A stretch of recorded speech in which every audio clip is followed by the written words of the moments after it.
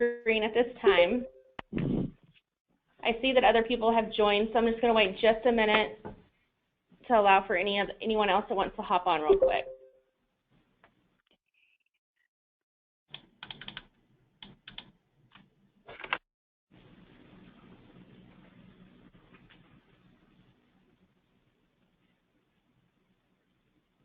Okay, so you can see here the home page. I'm using the GDP demo case. This home page is what Selerix looks like for most of you, for all of your groups. When you log in, this is the first page that you see. Today we're going to go over how to upload an employee census to add new employees to the system, and how to upload pay history. Some of you do not have to do the pay history process, but some of you do. So bear with me while some of you are going to probably have to watch how to upload that census and how it all works together. But it's also good to know in the future just in case.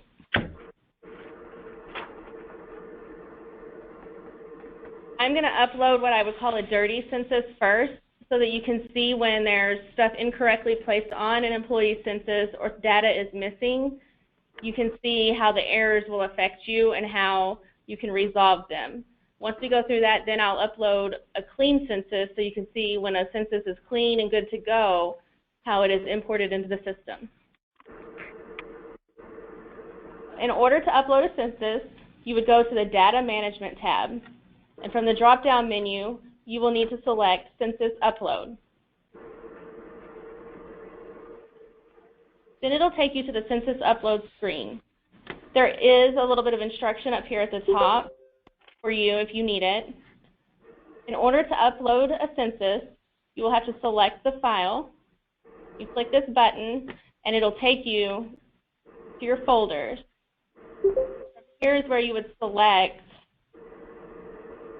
that you would like to upload into the case.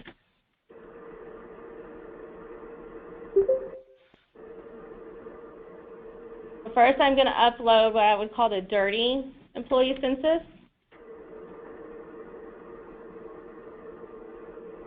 You would select the census that you would like to upload. Click Upload. From here, you will see that it will give you your upload information as it's going into the system. Right here is where you'll see if it passed or failed and how many errors. So here you can see that the census failed as expected because it was not a good census.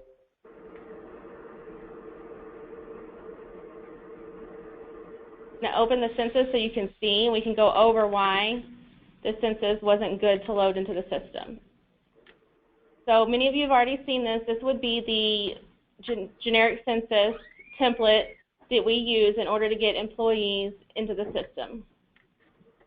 Here you can see you have to have the employee social security number, first, last name. All of the yellow highlighted columns are required in order to get an employee set up in the system. If you leave anything off, an employee won't be able to get uploaded. On this dirty census, you can see here that there is a date of birth error. The system will pick up on incorrect date of birth. It's very important that you use the actual correct date of birth. The year of the date of birth is what is used when logging into the system. So if it's incorrect here, the employee will not be able to log into the system to enroll in benefits. And if you scroll over to the right, you can see the address information. And then we will get into the technical pieces of the employee census. So here is another error on the census, because you can see for payroll frequency, it's wanting the number of paychecks per year. So here I have biweekly, and biweekly is not a number nor the number of paychecks per year. So this would need to be removed and updated with the number of paychecks per year.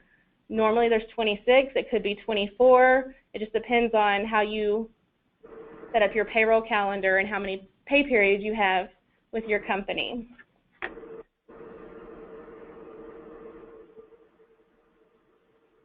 And over here you can see job class. A lot of times on censuses I see where the job class is incorrectly filled out. So here I have owner, and driver. These aren't actual job classes, so this will incorrectly be loaded into the system. These are more of a title or a department name. Here this is where you would list full-time or your part-time employees with either an FT or a PT. You can see here on pay group that we have the job class. A lot of times I see job class listed here incorrectly. If you click on the little red triangles at the top of each census, it gives you an explanation of what the system is looking for here. So this is where you would put biweekly. We have biweekly over here in the payroll frequency, which was incorrect. It would just need to be moved to pay group. Also on this census, the hire date was missing here along with status. Hire date is also required, and if it's missing, then the complete census will error out because this one employee is missing its hire date. Over here on the status, you can also click on the little orange reddish triangle and it'll tell you what the system's looking for and give you an explanation. A lot of times I'll see here employed, not employed, and the system's really just looking to see that A for active, T for terminated, I for inactive, L for leave of absence. Those are the sort of things that the system's looking for and the most commonly used on the census.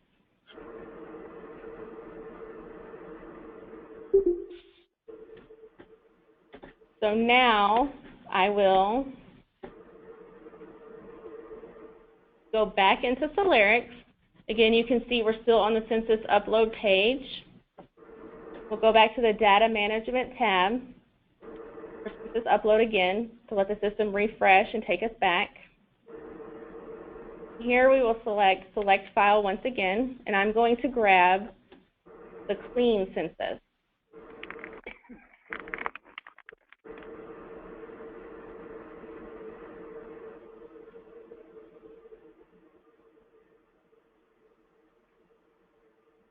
Now the system is starting to upload the data to get the employees into the system.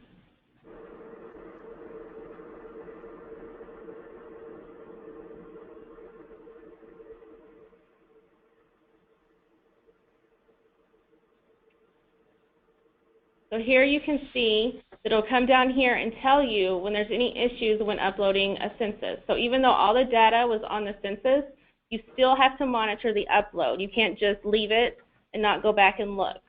So this is where I wanted to show you that you have to monitor your census uploads, and then you can also monitor the employees that it's trying to upload and any issues that it's having with it. So when you get an issue like this is when you would reach out to your account manager or myself or Lauren, my partner in the technology department, and we would help you walk through these errors. So if you ever get anything like this is when you would reach out to us. And it's not a major error, but it is an error. And here you can see it'll tell you how many were processed, how many employees were processed, how many were added, what changes were made, and if there were any terminations. You can also click on these, and it'll give you down below more information. We will go to the clean census here. You can see here the employee socials are listed along with their names, a correct date of birth, the address. The payroll frequency was updated to reflect a number because of the number of paychecks. You can see that the job class was updated here. You can see the pay group was changed to biweekly. And you can see here that the hire dates were all completed, along with the status. There's a couple of other items that you can do on this census when working in the system. This census can also reflect terminations. So if you have an employee that terminates, you would add them to this census, And over here at the very end, you will see status. If the employee is terminated, you would change this to a T, and it's indicated up here if you look at the little legend, that T means terminated, and you would leave a termination date under the AK column reflecting termination date. That's how you would terminate an employee via census upload in the system. You can also reflect an employee's change in location. If an employee works at multiple locations within your company, you can reflect that they have changed to a new location on the Locations tab. So here's where you would report the employee's new location. Sometimes I've seen where on the census, if an employee is working at a new location, they will actually term the employee at one location and then add them at a new location. If an employee is changing a location, you never want to include a termination date or the letter T here. Because in our system, we don't need to term them from one location to put them in a new one. All we have to do is update the location field, and our system will reflect a location change and on the date that the location change occurred, also the census upload.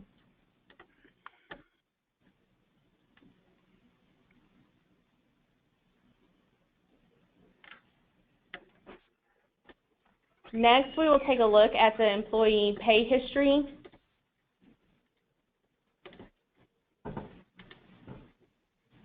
If you have to report your variable hour employees, you would do so here on your pay history form. This is how the system will record and keep track of every employee's hours throughout the year. So during the look-back period, we can run a report that will spit out who's worked the appropriate number of hours to be deemed eligible for the next plan year. I will show you before I upload what an incorrect pay history document will look like. So you can see here that it's similar to the employee census. You see that the employee social is needed, location. Here you'll see that it's the pay period start date and the pay period end date. And here's a payroll date. This census will not upload if it's missing the payroll date. The payroll date is required, and this will error out without it. In order to keep track if your employees work at several locations throughout a pay period, a check number or a payroll code would be needed if you needed to track how many hours an employee works at a certain location. The pay type is biweekly, as it was also reflected on the employee census. Here is where you would report the employee's hours. The regular hours are in column J. The PTO hours are located here, as well as overtime hours located in column L. Holiday hours in M, and leave hours in N, and non-qualified leave hours in O. You can also report earnings. It's not required, but you can report the earnings, the non-regular earnings, and the net. So the pay history census is derived from the social, so you don't need all the employees' other data. The system's going to go ahead and know that this employee needs to be matched, this social will be matched to the social that's already in the system. If you have an employee who is listed here on this pay history form, but has not been added to the system manually or via the employee census, those hours and pay period information will not be uploaded for that employee. So if you ever have a new employee, you cannot just add them to this pay history census. You have to add them to the employee census prior to uploading their pay history information.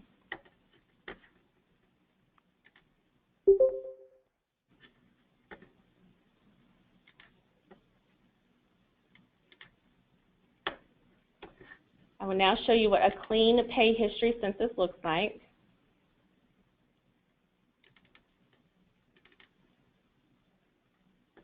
Here is a clean pay history census. You can see that we still have the socials. You can see the payroll date has been added so that the census will go through. So as long as you have all of these fields completed on the pay history census, then the census will upload and reflect what is listed here each pay period.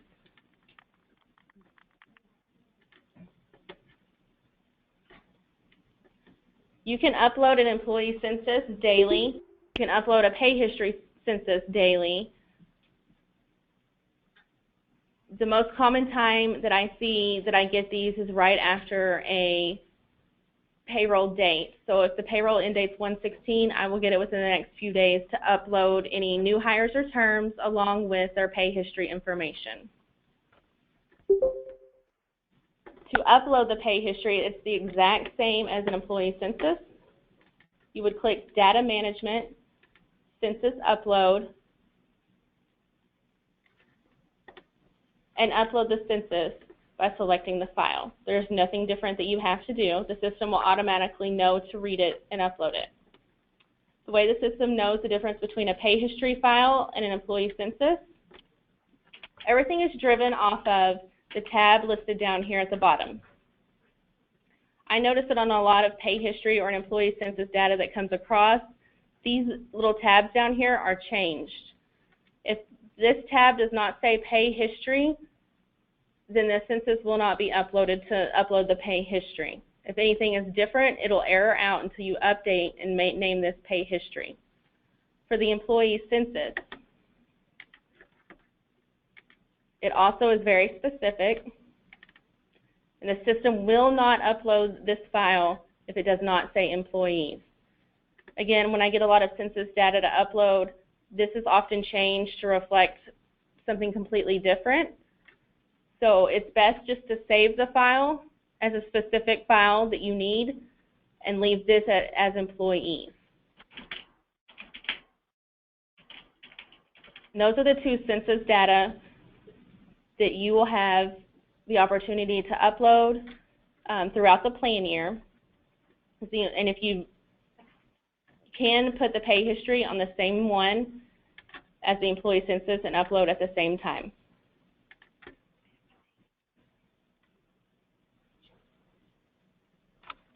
At this time, does anyone have any specific questions that they would like to ask?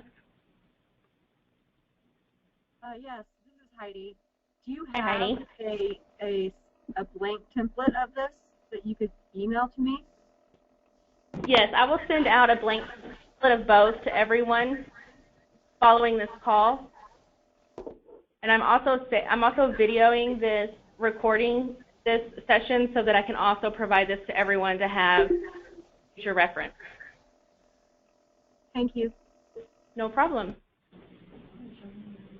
Dan, I have a question. It's Linda Garman. Yes. I have always done the upload through FileZilla. Is yes. this different than different. What I have been doing?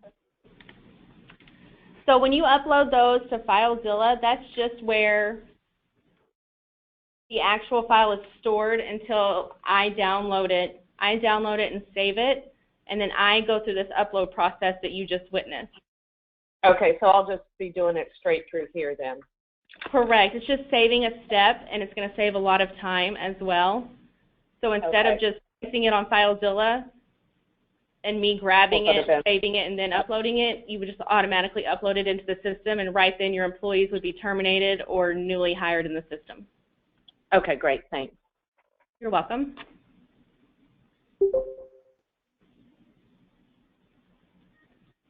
Are there any other questions?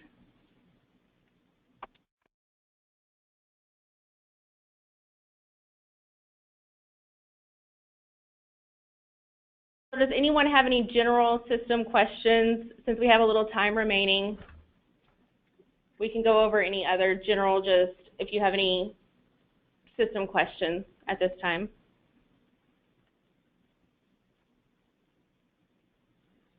Anna, it's Claudia. Hi, Can Claudia. we start this now? Do you have everybody, have our passwords ready? We can use the password we used to do yes. So when you log on to Selerix, you need to use your administrative username and password. Okay. And everyone currently now has access and the capability to upload a census. Okay. I've given everyone census admin access. When we have a new employee, do we have to do that manually or just include it with the latest census? It's better to include it on the census and just upload it than having to type manually. So you can do either. So if you do it manually, you don't have to add it on the census, but if you have them on the census, you don't have to add them manually. Thank you. Uh-huh.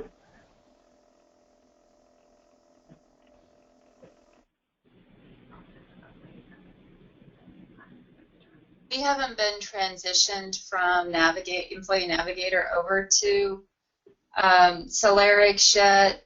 So will we have to upload a census, or will our information just be transitioned over? Your information will be transitioned over. So you won't, the general first-time census, you will not have to upload. So once you are transitioned over and all of your information and data has been uploaded into Selerix, Lauren will contact you and let you know moving forward that you can now only have to worry about just your terminations and new hires moving forward. And is that when we'll also receive our username and password? Correct. Okay, thank you. This will also take away the census uploads and the pay history uploads. It'll take that away from myself and Lauren and give you complete control of your employee data. That way you'll know when it's been uploaded. You'll know exactly what was uploaded. So you will have complete control of your employee new hires and terminations. Then you won't have to contact us on those one-off emails of employee terminations. Right now we get a lot of emails of this employee termed on this date, and you have to wait for us to process, and then you have to wait for us to also email you back to let you know that's been complete. Moving forward, once you upload a termination in the system, you will no longer have to email us, and that termination will also go directly to the carriers from the system over on a file every Sunday. So if you make a change in the system Monday through Saturday, that change will go over to the carriers on Sunday. This is Heidi again. So once the census is in the system, once we do our bi-weekly upload, are we just only uploading new employees and terminated employees? Yes, you don't have to do your complete employee list. It's only new hires and terminations. Thank you. Unless they change a location. If there's a location change, you will add them on there and put the new location.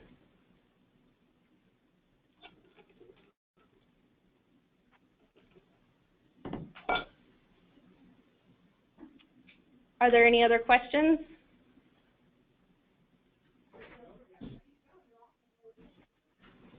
Well, I thank everyone for joining today. This is our very first little Selerix webinar training. We'll be doing these once a month. I know that Jennifer and Kelly sent out the schedule along with a brief explanation about what we'll be going over. After each call, I will save the recording and send out any other data information that you may need. I'll send out the census templates following this one along with the recording so that you can reference back to it if you have any issues. Also, you can always contact Lauren or myself for any specific issues. We can walk you through them. We can hop on a webinar and share screens and go over them together. Once you do it a few times, you'll feel a little more comfortable and it'll be really easy. So Lauren and I do anticipate a lot of questions and helping you guys out a lot. So please feel free to reach out to either one of us with any questions or concerns.